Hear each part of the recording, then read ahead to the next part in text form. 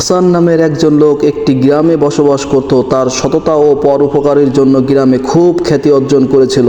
তার বাড়িতে পৃথিবী বিখ্যাত কিতাব আল কোরআন ছিল।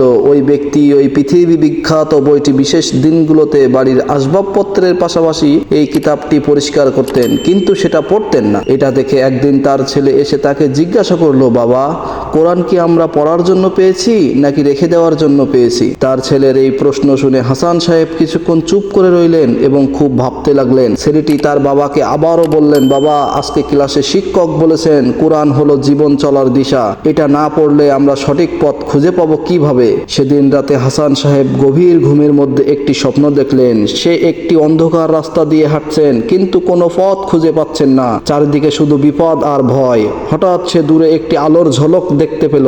যখন সে কাছে গিয়ে দেখলো এটি আল কোরআন, আল্লাহর নাম নিয়ে খুলতেই চারিদিকে আলোয় আলোকিত হয়ে উঠল। সঙ্গে সঙ্গে হাসান সাহেবের সারা শরীর শীতল হয়ে উঠল। তার আর বুঝতে বাকি রইল না এটি পৃথিবী বিখ্যাত বইটি হলো সঠিক পথ দেখানোর দিশা। সব বিপদ থেকে বাঁচাতে পারে এই আল কোরআন। তাই আসুন আমরাও এই আল কোরআনকে এভাবে যত্নে না রেখে এটিকে আমরা পড়তে শুরু করি।